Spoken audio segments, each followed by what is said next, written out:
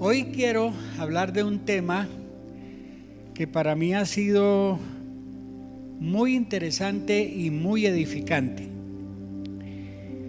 Quiero hablar acerca de la superioridad del nuevo pacto. La Biblia tiene dos grandes tomos que llamamos Antiguo y Nuevo Testamento. También en la palabra testamento se entiende como pacto. Hay un antiguo pacto con el pueblo de Israel y hay un nuevo pacto con otro pueblo. Y es necesario e importante que le entendamos este tema.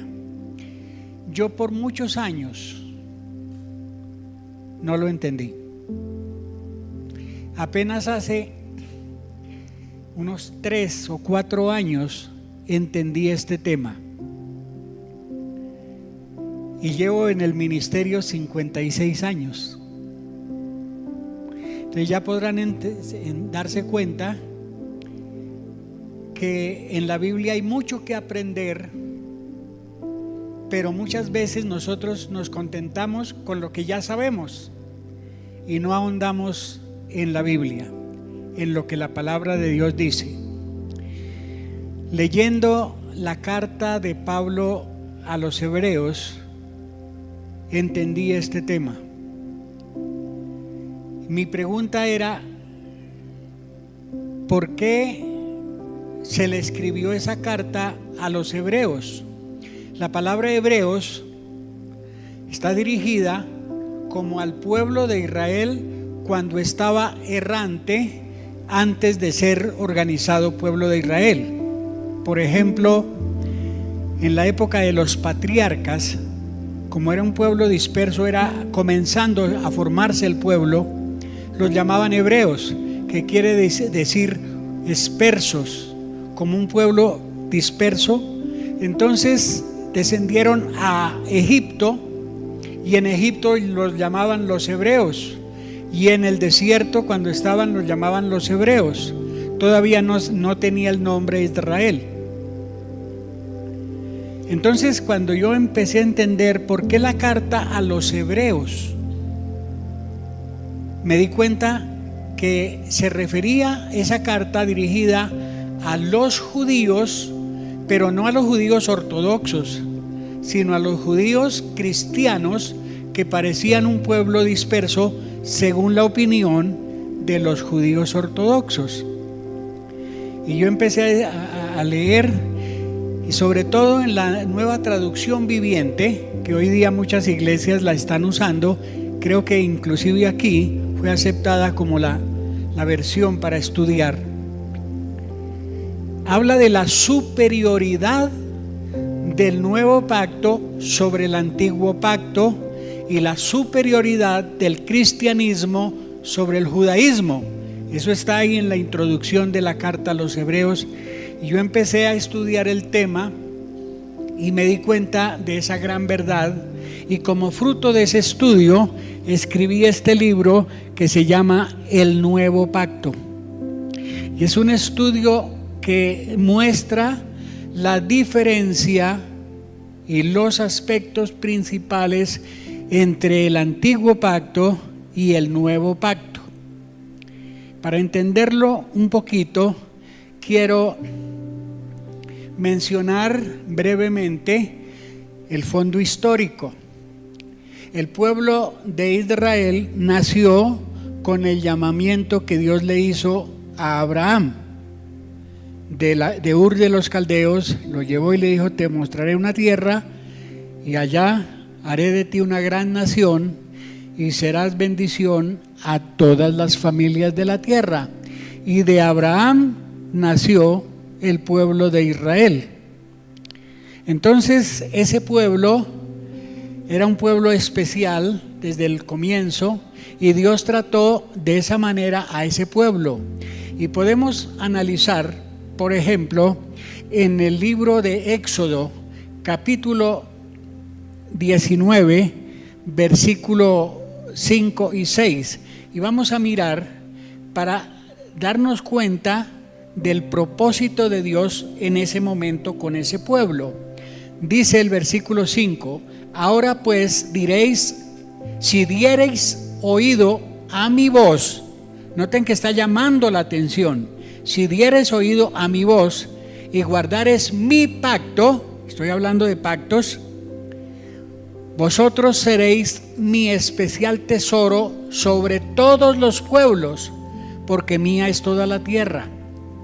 Versículo 6: y vosotros me seréis un reino de sacerdotes y gente santa. Estas son las palabras que dirás a los hijos de Israel.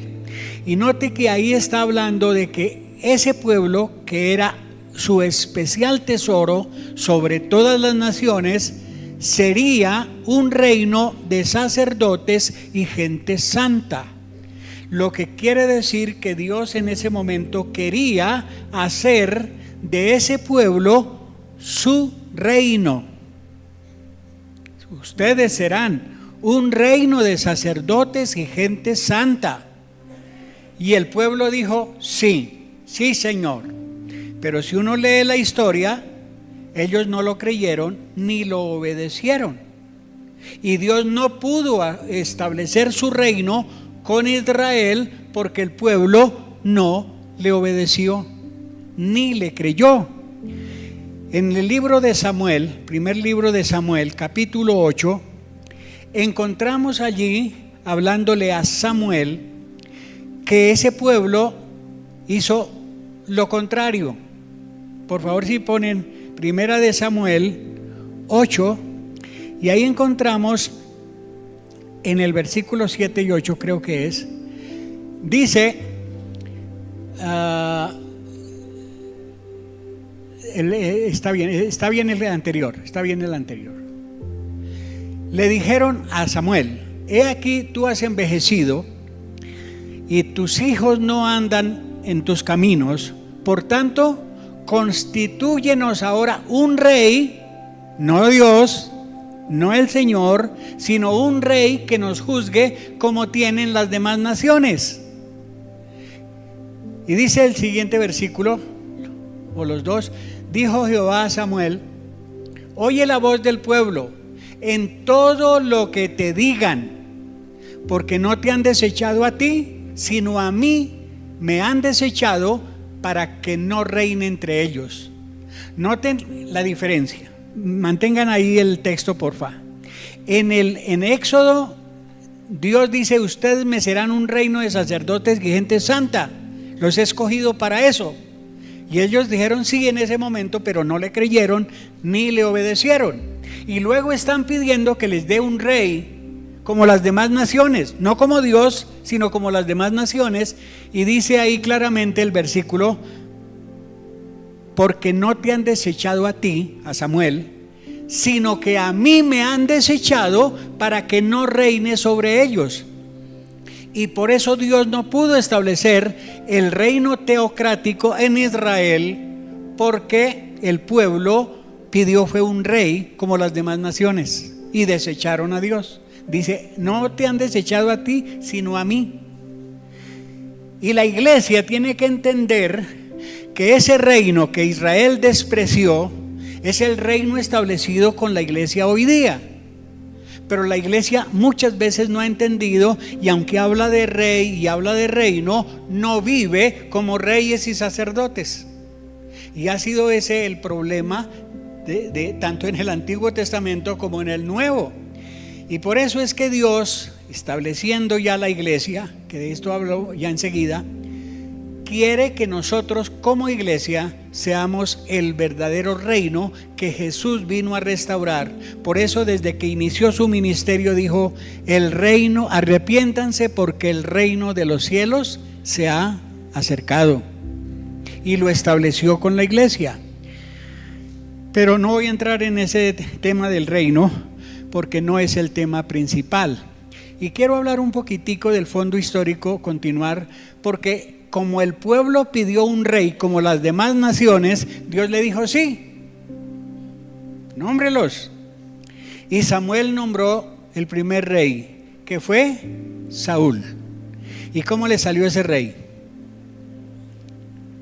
Si ustedes leen el Antiguo Testamento y la historia de Saúl, terminó en un fracaso.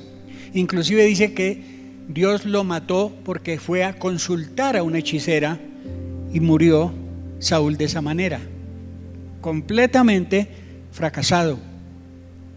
Pero Dios en su propósito tenía un rey, que fue el rey David, que era símbolo y patriarca de el Mesías. Por eso se habla ya más adelante de que el Mesías vendría de la descendencia del rey David. Pero el reino de Israel fracasó. Cuando ya estuvo establecido, se dividió en la época de Roboán, el hijo de Salomón. Una parte se fue al norte y se llamó el reino de Israel, y otra parte se fue al sur y se llamó el reino de Judá. Y el reino del norte empezó la idolatría y se hizo abominación delante del Señor con idolatría e inmoralidad.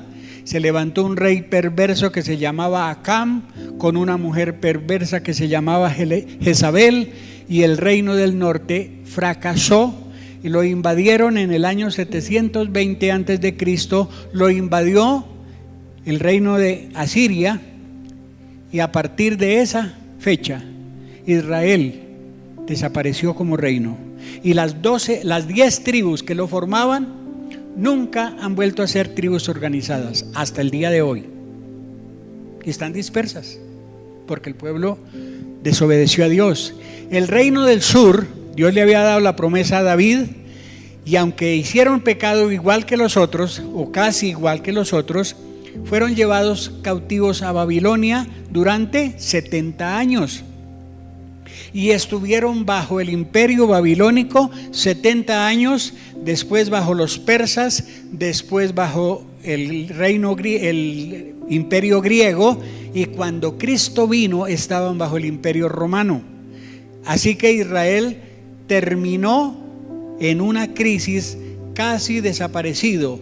Por cerca de 400 años Dios hizo silencio, que se llama entre los dos testamentos, entre Malaquías, el último profeta del Antiguo Testamento, y Juan el Bautista, que fue el primer profeta del Nuevo Testamento.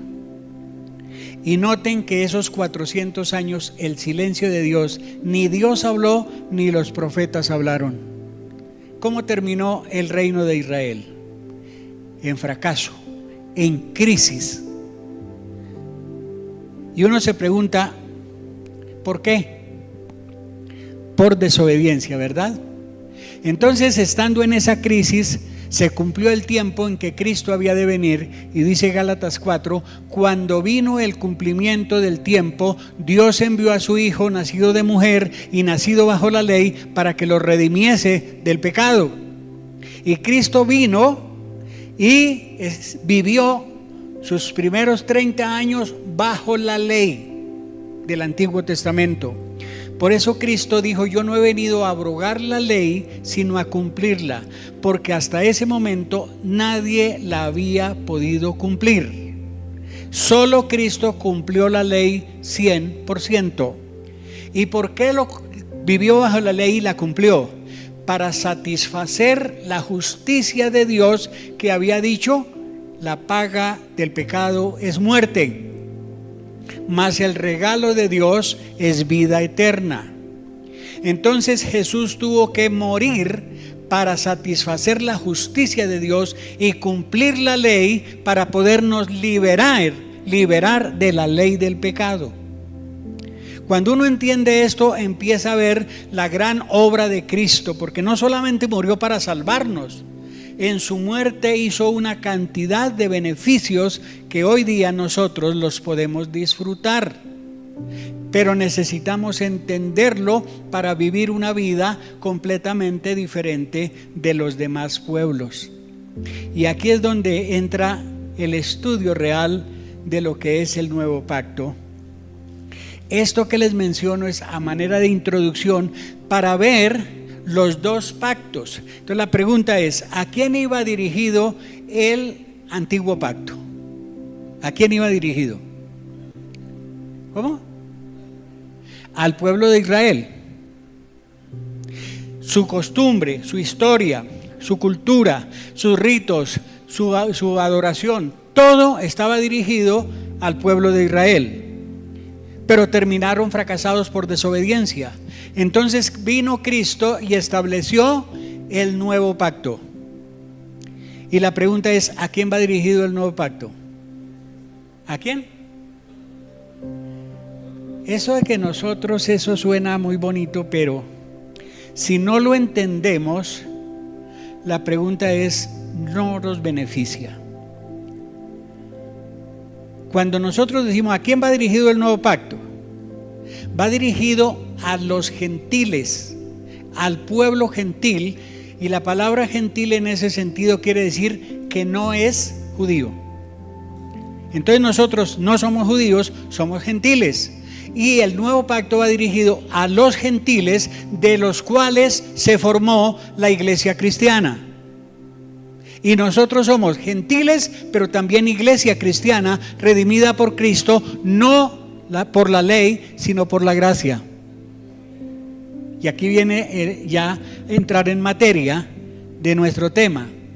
Si la iglesia capta esta enseñanza, para mí fue tremenda la bendición, y estoy todavía recibiendo enseñanza y estoy recibiendo formación en ese aspecto, porque aunque llevo ya varios años estudiando el tema y de lo cual escribí este libro, sigue Dios hablando en este tiempo. Entonces, quiero que miremos, y los que van a hacer notas aquí. Entonces, mi tema hoy es la superioridad del nuevo pacto sobre el antiguo pacto. Y lo vamos a analizar a la luz de la Biblia. Porque si usted entiende este tema, su mentalidad va a cambiar. Yo escucho, tanto en iglesias como en el internet, muchas enseñanzas de diferentes pastores y ministros, y hablan casi siempre del Antiguo Testamento. Uno oye enseñanzas de Moisés, de Elías, de Josué, de David, de Abraham, de fulano y de sutano y de tal cosa, y de los muros y de no sé qué. Toda esa historia del Antiguo Testamento es para el pueblo de Israel. Todo el contenido. Que allí hay promesas, que allí hay principios y valores, que allí hay profecías que se cumplen. Dice el apóstol Pablo que todas las cosas del Antiguo Testamento nos sirven de ejemplo a nosotros que vivimos en los últimos tiempos. Es decir, conocer la historia no es malo, es bueno, porque dice el dicho popular que el que no conoce la historia está dispuesto a repetirla. Y cuando vemos el Antiguo Testamento y los fracasos, es para que nosotros no cometamos los mismos errores. Entonces Dios estableció a través de Jesucristo el nuevo pacto, y lo vamos a mirar. Lucas capítulo 20, versículo 22. Y vamos a hacer aquí un poquito de no sé si paréntesis, para mirar cómo el antecedente del nuevo pacto tiene importancia. Este no lo mencioné en la primera enseñanza, pero aquí lo quiero compartir con ustedes. Lucas capítulo 22, versículo 20. Pero quiero mirar algunos versículos más, no solo el 20. Lucas capítulo 22, por favor. Dice en el versículo 15, bueno, es del 14 para coger el contexto. Cuando llegó la hora, Jesús se sentó a la mesa y los apóstoles se sentaron con él. Versículo 15. Entonces Jesús les dijo: ¿cómo he deseado comer con ustedes esta Pascua antes que padezca? Porque yo les digo que no la volveré a comer hasta su cumplimiento en el reino de Dios. Noten que aquí la primera vez que dice no la volveré a comer, quiere decir que esta fue la última. Y quiero hacer énfasis en eso, porque en el versículo 18 vuelve a decir lo mismo: porque yo les digo que no volveré a beber el fruto de la vid hasta que venga el reino de Dios. 2 ocasiones Jesús dice en este texto que no volverá ni a comer la cena o de la Pascua, ni a beber la copa de la Pascua hasta que venga el reino de Dios. Quiere decir que en esa reunión que llamamos nosotros de la última cena, que no es la última sino la primera, Jesús está diciendo: esta es la última Pascua que yo celebro en el Antiguo Testamento. Y con esa cena Jesús cerró el Antiguo Testamento. Fue la última cena, fue la última Pascua. Y al ser la última Pascua, dice: voy a abrir una nueva página con el nuevo pacto. Versículo 20. Dice: después de haber cenado, noten, después de haber tomado la Pascua, de haber cenado la Pascua, tomó otra copa. Porque en el versículo 18 dice que tomó la copa de la Pascua y dijo: esta es la última que voy a tomar. Pero en el 20 dice: luego tomó el pan, el 20 dice: de igual manera, después de haber cenado, tomó la copa. Había 2 copas, una de la Pascua y otra de la cena. Y la de la Pascua es la última y la de la cena es la primera. Y dice en el 20: tomó la copa y les dijo: esta copa es el nuevo pacto en mi sangre, que por ustedes va a ser derramada. Noten que aquí en esa reunión ocurrieron 2 acontecimientos importantes. Uno, se cerró la Pascua del Antiguo Testamento y como tal se cerró el Antiguo Pacto con esa Pascua. Y luego en la segunda parte toma otra copa y abre, por decirlo así, abre el compás, abre el nuevo pacto y lo establece con la copa que representa su sangre. Esta es la copa del nuevo pacto en mi sangre, que por ustedes se derrama. Entonces note que es la primera cena. Me explico. Por un lado, la última Pascua, y por el otro lado, la primera cena. Aquí cierra el Antiguo Testamento, aquí abre el Nuevo Testamento. Y empieza a regir a partir de ahí el nuevo pacto dirigido a los gentiles. Entonces ya nosotros no tenemos por qué querer vivir en el antiguo pacto cuando Dios estableció el nuevo para nosotros. Pero la iglesia no ha ahondado en este tema. Yo no he escuchado un tema claro sobre ese asunto, y por eso yo dediqué varios meses para estudiar el tema, y de ahí nació ese libro, El Nuevo Pacto. Y hoy quiero hablar acerca de la superioridad del nuevo pacto sobre el antiguo pacto. Entonces, para los que están haciendo notas, esto hasta aquí era introducción, y ahora entremos en materia. Número 1, la profecía de Jeremías sobre el nuevo pacto. Y vamos al libro de Jeremías capítulo 31, versículo 31 al 33. Y entonces vamos a analizar allí. Vamos a analizar esos versículos. Mire lo que dice: he aquí vienen días, dice Jehová el Señor, en los cuales haré un nuevo pacto con la casa de Israel y con la casa de Judá.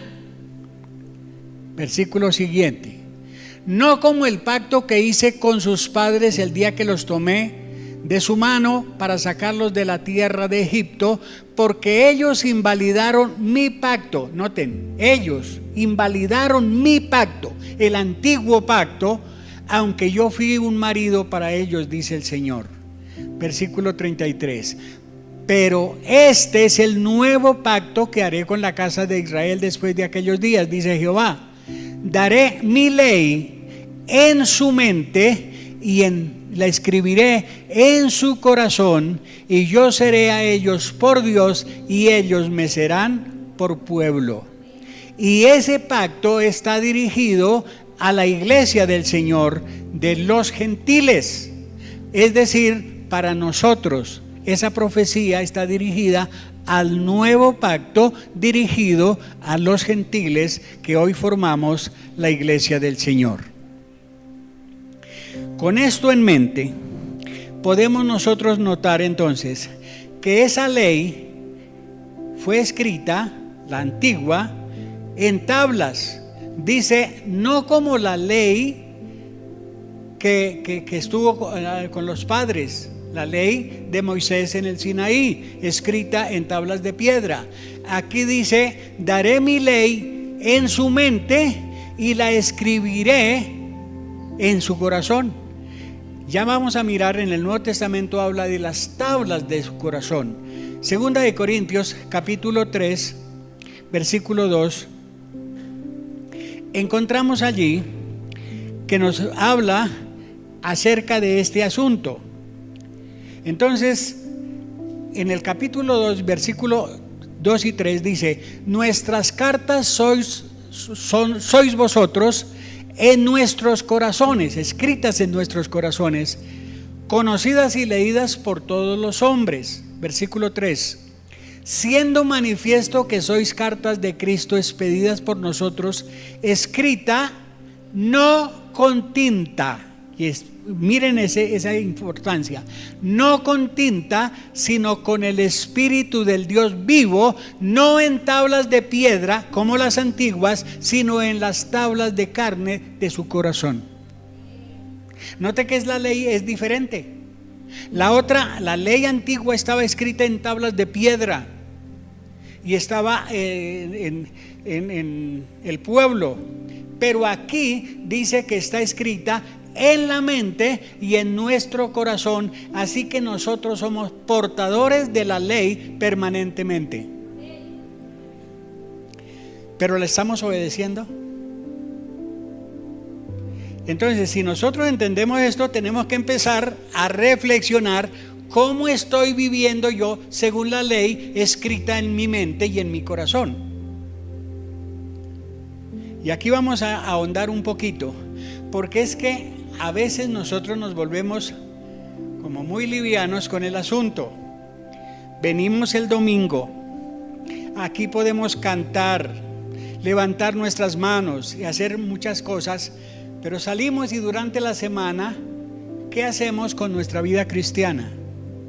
¿Será que podemos quitar esa ley de nuestro corazón y dejarla sobre la mesita mientras nosotros nos vamos a trabajar y allá en el trabajo estamos viviendo como queremos? ¿O esa ley sigue en nosotros? Si está escrita en nuestro corazón, ¿cómo la podemos desechar? Y aquí es donde viene lo interesante. Si la iglesia entiende esto como portadora de la ley de Dios, todos los días debe vivir la vida cristiana bajo esa ley que está escrita en su corazón. Entonces su vida tiene que ser permanentemente controlada por Dios. Pero ¿cómo estamos viviendo nuestra vida? A veces nos olvidamos, el domingo podemos aquí ser muy espirituales, pero entre semana, ¿qué? ¿Cómo estamos viviendo? Su relación personal con Dios, su relación como familia, su relación con la iglesia y su relación con la sociedad. Voy a hacer una ilustración aquí. En una ocasión, había una familia que venía y la hermana buena cristiana y todo, el esposo venía y el domingo levantaba las manos, adoraba a Dios y decía: ¿quién vive? Gloria a Dios. Y bueno, muy espiritual el hombre. Y entre semana era diferente. Y la esposa preocupada, y después de un tiempo vino a hablar con el pastor. Y le dijo: pastor, le quiero pedir un favor. Sí, hermana, dígame, me quiero venir a vivir en la iglesia. Y el pastor le dice, ¿cómo así? ¿Por qué? Dice, es que mi esposo en la iglesia es tan espiritual, pero en la casa es un ogro y quiero venirme a vivir aquí. ¿Cómo se está comportando usted durante la semana? ¿Cuál es su comportamiento? ¿Cuál es el estado de su vida cristiana entre semana? Entonces nosotros tenemos que ser conscientes que la ley de Dios está permanentemente escrita en nuestra mente y en nuestro corazón, y tengo que vivir todos los días de mi vida como tal, según la ley. No la ley antigua de piedra, sino la de ahora, la que Cristo estableció en el nuevo pacto. Miremos entonces, en segundo punto, si lo quiere anotar, el Señor nos hizo ministros de un nuevo pacto. Segunda de Corintios capítulo 3 y el versículo 5 y 6, vamos a mirar. Mire lo que dice: no que seamos competentes por nosotros mismos para pensar algo como de nosotros mismos, sino que nuestra competencia proviene de Dios, el cual asimismo nos hizo ministros competentes de un nuevo pacto, no de la letra, sino del Espíritu, porque la letra mata, mas el Espíritu vivifica. Cuando usted entienda esto, su vida va a ser diferente. Quiero preguntarle, sobre todo a los líderes, ¿ustedes se consideran ministros del nuevo pacto? ¿O siguen mirando el antiguo? Porque muchos están predicando el Antiguo Testamento. Y aquí quiero hacer énfasis en esto. Hoy día se está levantando un mover que yo digo no es espiritual, de un mesianismo, yo diría mediocre. Se ha levantado un movimiento mesiánico y ellos dicen, porque yo he hablado con ellos, eso no me lo contaron, he hablado con ellos y me dicen, es que según la Biblia tenemos que guardar la ley, tenemos que los varones circuncidarse y vivir bajo la ley, pero al mismo tiempo creen en el Mesías como Salvador. Y para mí, yo no lo entiendo, porque una cosa es la ley y otra cosa es la gracia. Si somos salvos por gracia, ¿por qué queremos vivir bajo la ley? Y si vivimos bajo la ley, hay que cumplirla toda, absolutamente toda, porque dice, maldito aquel que no viva toda la ley, porque con un solo mandamiento que se quebrante, se hace transgresor de la ley. Y si uno hace un estudio, nadie pudo cumplir el Antiguo Testamento al pie de la letra. Cuando se hizo el primer concilio de la iglesia en Jerusalén, el apóstol Pedro, él se levantó y dijo, porque ¿qué había convocado a ese concilio? Lo había convocado el hecho de que muchos judaizantes estaban diciendo que los gentiles tenían que circuncidarse y guardar la ley de Moisés para ser salvos. Y Pablo enseñaba que somos salvos por la fe en Jesucristo y en su sacrificio por nosotros. Y hubo un choque. Y los judaizantes querían dispersar la iglesia o hacerla que se volviera judía para que fueran salvos. Y eso provocó el concilio de Jerusalén, el capítulo 15 de los Hechos. Y Pedro ya se levantó ya después de, yo creo, días de discusión entre la iglesia, los apóstoles y los líderes ministeriales que había. Dice que después de mucha discusión, Pedro se levantó y dijo, no es justo que nosotros impongamos a los gentiles guardar la ley cuando nosotros ni nuestros padres la hemos podido cumplir. Y si uno lee todo el capítulo, en conclusión, no hay que imponer a los gentiles ni la ley ni la circuncisión, sino la fe en Jesucristo. Y por eso se escribió también la carta a los Gálatas. Y en Gálatas 2:16 es el resumen de ese tema. Gálatas 2:16. Mire lo que dice. Mirémoslo en la pantalla, por favor. Porque este es como el corazón de este tema, que ya nosotros no somos justificados por las obras de la ley, sino por la fe en Jesucristo. Mira lo que dice: sabiendo que el hombre no es justificado por las obras de la ley, sino por la fe de Jesucristo, nosotros también hemos creído en Jesucristo para ser justificados por la fe de Cristo y no por las obras de la ley, por cuanto por las obras de la ley nadie será justificado. Nadie. Y nadie es nadie. Nadie será justificado por las obras de la ley, porque nosotros somos justificados por gracia. Entonces, cuando nosotros aquí analizamos lo que Pablo está diciendo, es que nosotros somos ministros de un nuevo pacto. Volvemos a 2 Corintios 3:6. Somos ministros de un nuevo pacto. Y noten lo siguiente: somos ministros de un nuevo pacto, no según la ley. 3:6, no 1, 3:6, aquí está. El cual asimismo nos hizo ministros competentes. Noten la palabra nos hizo. No nos hacemos por cuenta nuestra.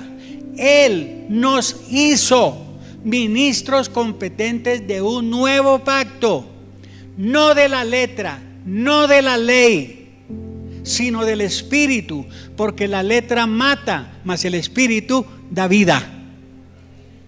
¿No es maravilloso eso? Él nos hizo ministros competentes de un nuevo pacto.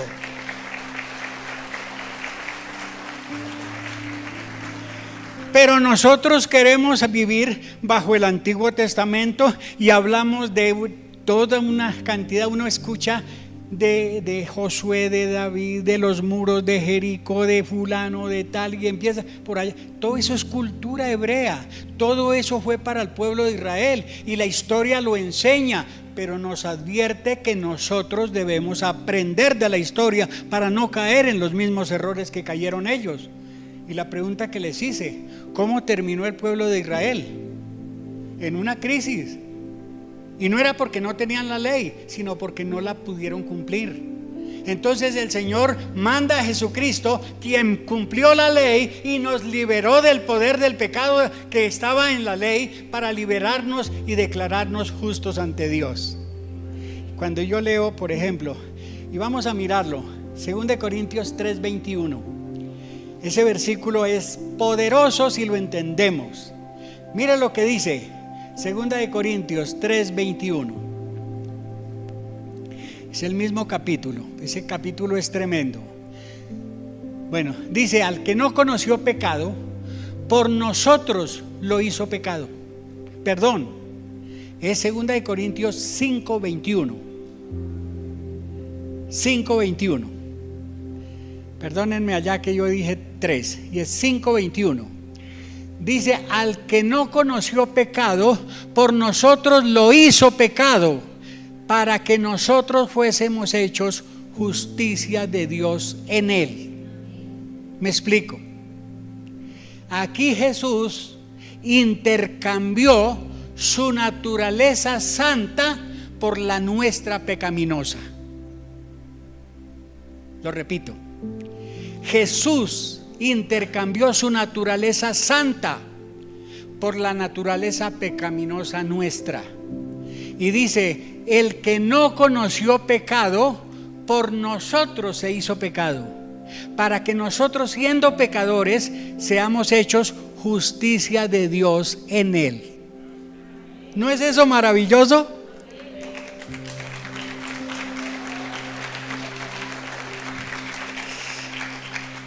Hermanos amados, yo me emociono al ver el amor de Dios. No lo merecemos, pero Jesús tomó nuestra naturaleza pecaminosa y se la puso Él para darnos la santa y naturaleza divina a nosotros, para que seamos justificados delante de Dios.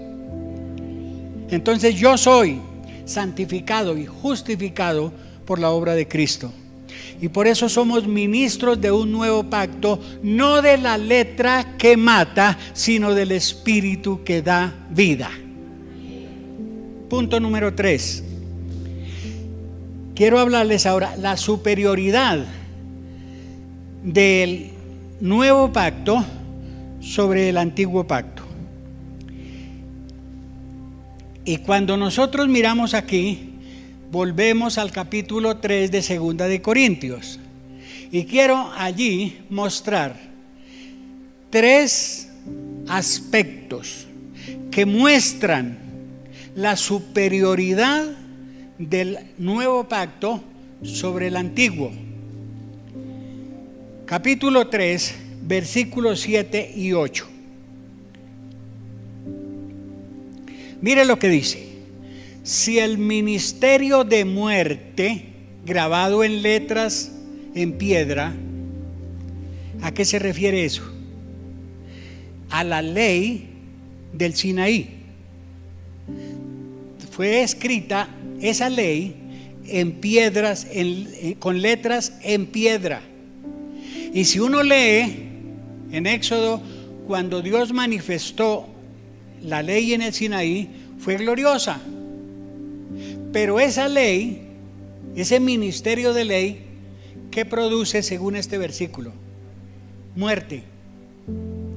Porque al no poder cumplir la ley, produce muerte.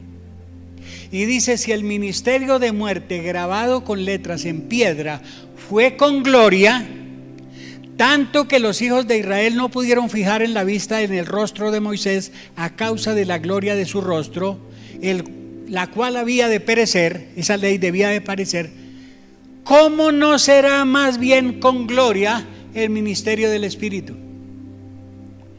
Entonces el contraste es que la ley de la letra produce muerte, la ley del Espíritu produce vida. Y esto lo confirmamos Romanos 8:2. Allí nos habla de ese aspecto, que es lo mismo. Mire lo que dice Romanos 8:2.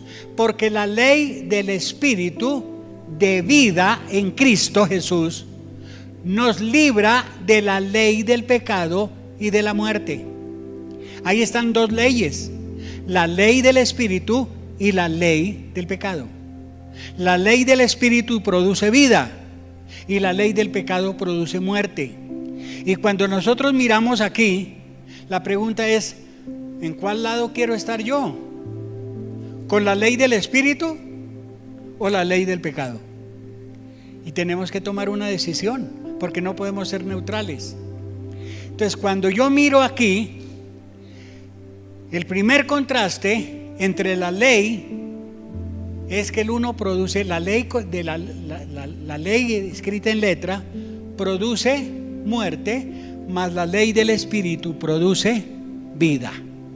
Segunda comparación o contraste en la carta de Pablo a los Corintios, donde estamos, Segunda de Corintios 3, versículo 9. Porque el ministerio, si el ministerio de condenación fue con gloria, ¿cuál es el ministerio de la condenación? El de la ley fue con gloria, mucho más abundará en gloria el ministerio de la justificación. Aquí hay el segundo contraste entre la condenación según la ley y la justificación según el Espíritu. Entonces, ¿ante cuál de los 2 aspectos me quiero someter yo? ¿El ministerio de condenación o el ministerio de justificación? Entonces, el ministerio de condenación viene por la ley, el de la justificación viene por el Espíritu. Noten el contraste.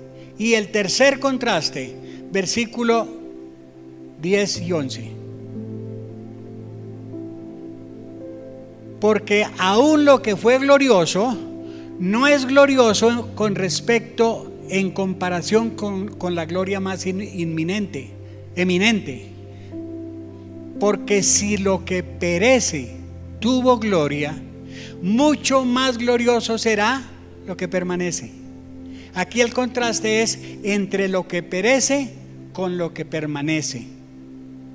Tres formas, tres aspectos de mostrar la superioridad del nuevo pacto sobre el antiguo, o dicho de otras palabras, tres aspectos del contraste entre la ley y la gracia. La primera, para repetirlo y resumir, en los versículos 7 y 8 dice: ministerio de muerte comparado con ministerio de vida en el Espíritu. Segundo contraste, el espíritu de condenación comparado con el espíritu de justificación. Y tercer contraste, el espíritu, la ley que perece en contraste con la ley que permanece. Pregunto, ¿en cuál lado queremos estar nosotros? ¿En el de la muerte, condenación y el que perece, o en el de la vida, la justificación y permanencia? ¿En cuál queremos estar? Si usted quiere seguir en el antiguo, hágale. Si cumple toda la ley, hágale. Pero si no, ¿por qué no someternos al Espíritu, que es maravilloso?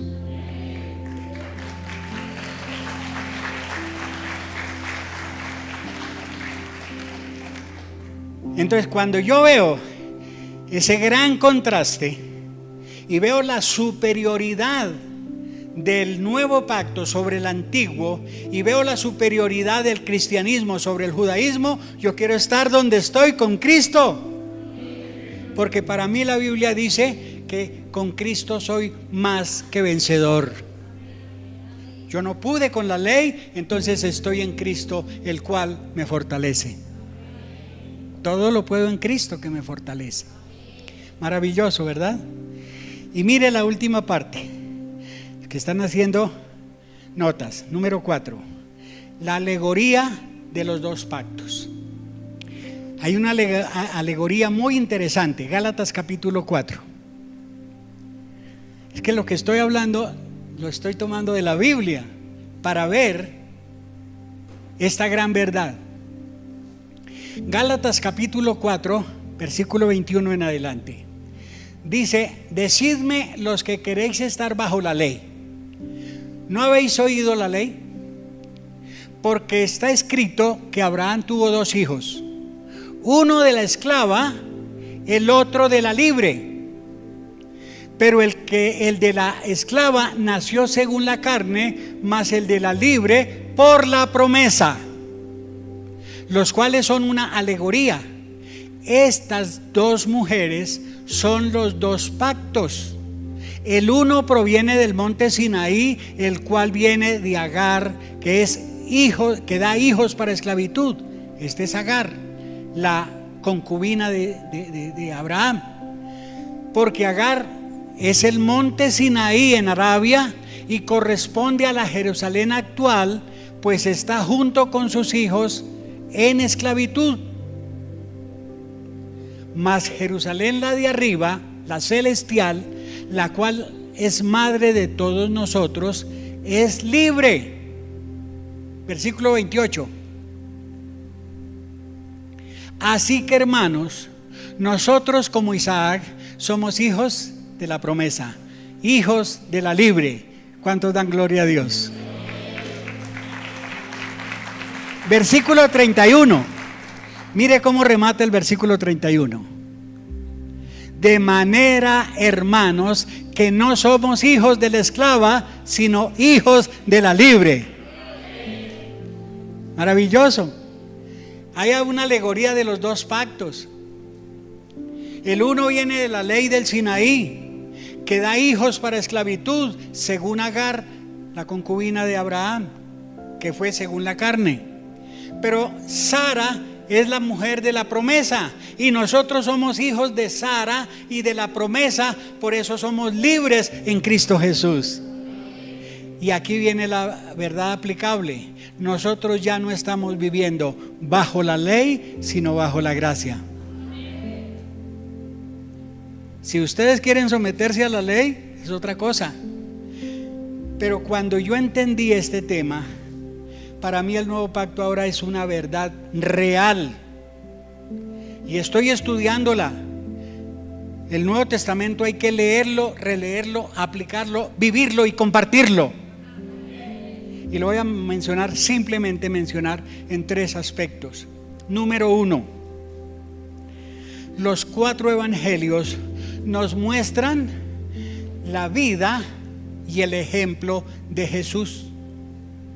Entonces, si yo quiero aprender el nuevo pacto, tengo que leer los evangelios mirando 3 cosas. 1, el ejemplo en la vida de Jesús. Si acaso hay alguien a quien imitar dignamente, es a Jesús. ¿Cometió algún error? Nosotros debemos aprender. Y él dijo: aprendan de mí, que soy manso y humilde de corazón, y hallarán descanso para vuestras almas. Entonces, la vida de Jesús, el ejemplo de vida. Segundo, el ejemplo ministerial. Si alguien supo ministrar, fue Jesús. Escogió a sus discípulos, los llevó para que estuvieran con él, les instruyó en todas las cosas, los envió, los entrenó, los envió, les pidió lecciones y empezó a hacer de los discípulos hombres y mujeres semejantes a él. El ejemplo del ministerio de Jesús, no solo de su vida cotidiana, sino ministerial. Y en tercer lugar, las enseñanzas de Jesús que deben ser puestas en práctica. Entonces, si usted lee los evangelios con esa mentalidad, voy a aprender de la vida de Jesús, voy a aprender del ministerio de Jesús y voy a aprender de las enseñanzas de Jesús, usted se enriquecerá grandemente leyendo los evangelios. Pero también hay que aprender de la historia de la iglesia. Y el libro de los Hechos de los Apóstoles es la historia de la iglesia. Y cuando uno lee, yo no sé cuántas veces he leído los Hechos de los Apóstoles, porque para mí es un libro tremendo y ejemplar. Tanto que escribí un libro que se llama La Iglesia, una iglesia apostólica. Entonces, cuando uno mira la iglesia en el Nuevo Testamento, cómo predicó, cómo oró, cómo recibió la presencia del Espíritu Santo, cómo hizo milagros, cómo los juicios de Dios se aplicaron, cómo abrieron tantas iglesias, cómo enviaron misioneros, cómo hicieron todo eso. Yo me enriquezco estudiando el libro de los Hechos, tremendamente. Pero ¿cuándo queremos nosotros vivir eso y enseñar eso? Entonces nos vamos a hablar por allá de Moisés y de Elías y de fulano y de... Bueno, ¿por qué no aprendemos de esto? Y en tercer lugar, las cartas apostólicas. Pablo es un hombre ejemplar, tremendo, no solo con su vida transformada, sino con sus enseñanzas. Y él dice: yo era judío de tal y tal, y empieza a hablar de lo que él fue como judío. Pero dice: todo eso para mí fue basura al conocer a Cristo. Lo tomó como basura. Y la riqueza que Cristo tiene y nos da es superior a cualquier religiosidad.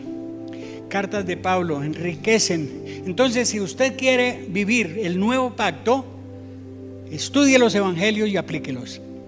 Estudie la historia del Nuevo Testamento, la historia de los Hechos y las cartas apostólicas. Su vida cambiará y será diferente. Pero tenemos que entenderlo.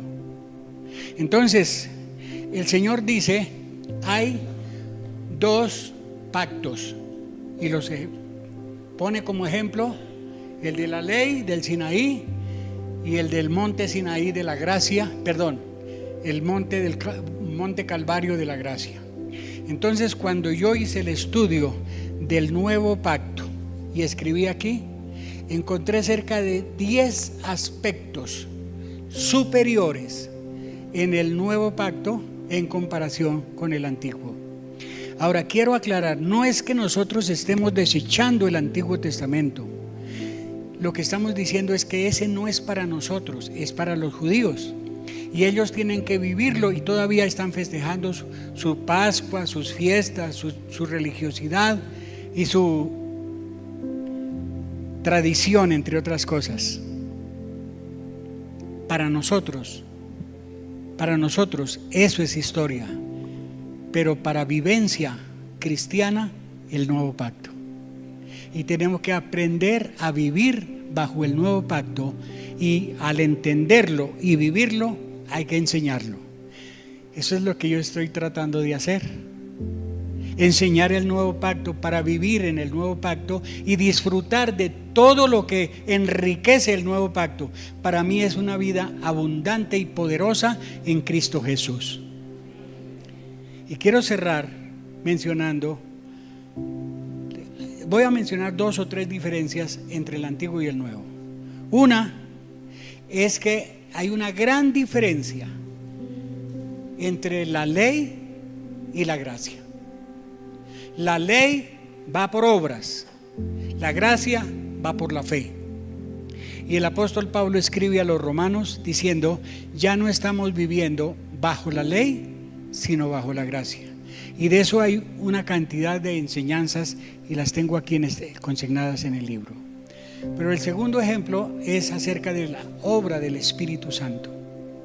Si el Espíritu Santo lo entendemos de esa manera, nuestra vida tiene que cambiar. En el Antiguo Testamento, desde el Génesis capítulo 1 versículo 2, nos habla de la intervención del Espíritu. Y hay muchas intervenciones del Espíritu en el Antiguo Testamento, pero todas esas intervenciones son desde el exterior, sobre las personas y sobre los acontecimientos, pero nunca habla de que el Espíritu Santo poseyó a una persona y estuvo dentro de ella. Pero cuando uno llega al Nuevo Testamento, especialmente el Evangelio de Juan, Jesús enseñó que ya el Espíritu Santo no solamente está con nosotros, sino que está en nosotros. Y entonces, al estar en nosotros, produce una cantidad de cosas que apenas voy a mencionar. El Espíritu Santo es quien nos da el nuevo nacimiento. Por eso dice en Juan 3: el que no naciere de agua y del Espíritu no puede entrar en el reino de Dios. Entonces el Espíritu es el que nos hace entrar en el reino de Dios, nos da el nuevo nacimiento. Pero el Espíritu Santo también nos habla, nos fortalece, nos enseña, nos recuerda lo que tenemos que aprender, nos redarguye, intercede por nosotros y vive en nosotros. Todo eso lo hace en el Nuevo Testamento, en el Nuevo Pacto. Y si nosotros entendemos eso, el Espíritu Santo ahora será nuestro guiador y sustentador de nuestra vida. Y cuando entiendo yo eso, todos los días vivo en el Espíritu, ando en el Espíritu, camino con el Espíritu, duermo con el Espíritu, y Él está en mí todo el tiempo. Y yo tengo que comportarme bien delante de Él porque está conmigo todo el tiempo. Y voy a mencionar una tercera comparación entre el Antiguo y el Nuevo Testamento. Y voy a dirigirme un poquitico a los hermanos, sobre todo de alabanza. Yo sé que de eso puede haber controversias, pero yo veo claro algunas cosas en la Biblia. Número 1, la música y la alabanza vienen de Dios. Que los hombres usen mal es otra cosa, pero Dios habita en medio de las alabanzas de su pueblo. Pero cuando Jesús vino, uno se pregunta: En la época del rey David, lo llaman el dulce cantor de Israel, arpista, músico, salmista, escritor, adorador, etcétera, etcétera. Y en su época Israel tuvo el clima más alto en adoración a Dios, que dice que había maestros y en medio de eso profetizaban y alababan a Dios. Pero cuando uno va al final del Antiguo Testamento, ¿cómo era la alabanza cuando Cristo vino? ¿Cómo era la adoración de Israel? Lea el capítulo 1 de Isaías. Habían caído en el letargo, en la tradición, y el Señor dice: estoy hastiado de esos sacrificios, ya me es abominación lo que ellos hacen. No le gustó nada y había poca adoración. Pero viene y en una ocasión se encuentra con una mujer en Samaria. Conocemos el capítulo y el tema, la mujer samaritana, allá al lado del pozo de Jacob. Allá estaba en el monte, y dice que se encontró con la mujer samaritana y le dice: dame de beber. Conocen toda la historia, entonces no entro en detalle. Pero la mujer le dice: Señor, parece que tú eres profeta. Nuestros padres nos enseñaron que los samaritanos adoramos en este monte, y los judíos dicen que es en Jerusalén donde se debe adorar. Y Jesús le dijo: créeme, mujer, ustedes no saben nada, ni en este monte ni en Jerusalén es donde se adora, porque ahora Dios busca adoradores que le adoren en espíritu y en verdad, y tales adoradores busca que le adoren. Y la mujer quedó frenada. Ni en este monte ni en Jerusalén es donde se adora. Entonces noten que Jesús cambió el lugar de adoración y la forma de adoración. Ni en este monte, ni en Jerusalén, ni como ustedes adoran, porque ahora la adoración es en espíritu y en verdad en todas partes, y Dios quiere que ustedes sean adoradores en espíritu y en verdad. Tales adoradores el Padre busca que le adoren.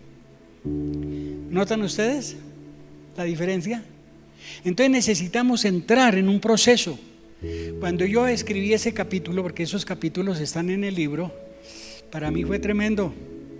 Yo no entendía, pero cuando llegué al capítulo 4 y 5 de Apocalipsis y vi lo que se llama la adoración celestial, mi mentalidad empezó a cambiar. Hoy día se oyen muchas canciones que no tienen ni siquiera letra cristiana y la cantan en las iglesias. Tenemos que tener discernimiento.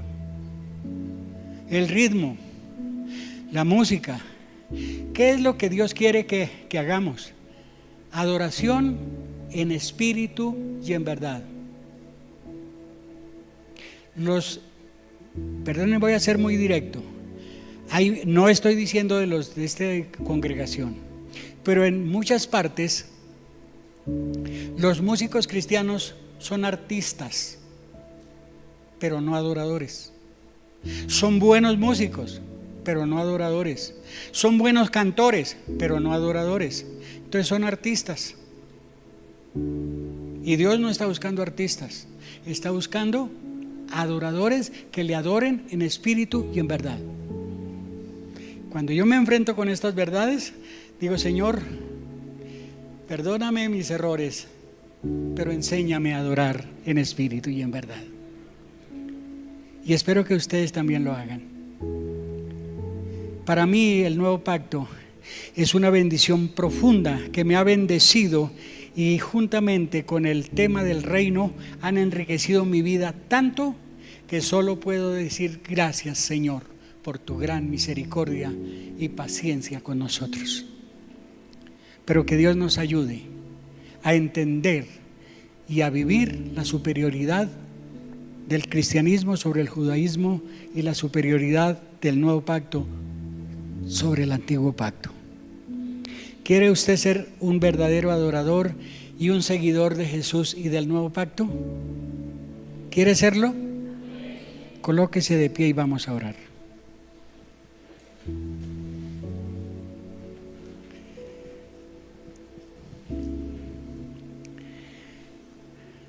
Cierre sus ojos. Piense por unos segundos. ¿Cómo ha sido su vida delante de Dios? ¿Sí había entendido que usted tiene escrita la ley de Dios en su mente y en su corazón? ¿Vive conforme al estándar de esa ley? ¿Adora a Dios en espíritu y en verdad? Pregúntese cómo vive diariamente en el hogar, en el trabajo, en la calle, en su diario caminar. ¿Cómo estamos viviendo nuestra vida cristiana? Oremos al Señor. Pidámosle perdón donde nosotros hemos fallado y digámosle al Señor que queremos cambiar. Amado Padre, tú conoces cada corazón, conoces cada vida y sabes, Señor, cómo ha sido nuestro comportamiento. Pedimos perdón donde hemos fallado. Somos seres imperfectos y tenemos una naturaleza pecaminosa, por lo cual te pedimos perdón cuando hemos hecho cosas que no debieran haber hecho y que te ofendieron, Señor. Perdónanos, límpianos con tu sangre, Señor, y permite, Padre Celestial, que nuestra vida comience con una nueva visión del nuevo pacto y de un estilo de vida diferente. Padre Celestial, oro por esta congregación, pero también por tu iglesia en general, en diferentes lugares donde tú debes intervenir para que la iglesia sea lo que tú quieres que sea: santa, sin mancha, sin arruga y sin contaminación. Padre, una vez más, perdónanos, pero también por el Espíritu Santo, ayúdanos, como tú enseñaste en la oración. No nos dejes caer en la tentación, mas líbranos del mal. Padre Santo, que cada hermano y cada hermana, como hijos tuyos, podamos ser agradables ante ti. Pablo habla de llevar una vida agradable ante Dios. Ya no vivimos nosotros, sino Cristo vive en nosotros. Ayúdanos a vivir para Él, de acuerdo a tu palabra y de acuerdo a la voluntad del Padre. Señor, bendícenos, guíanos y ayúdanos. Te lo pedimos en el nombre de Jesús y pedimos que nos sigas enseñando tu preciosa palabra para vivir conforme a tu voluntad, en el nombre de Jesús. Amén.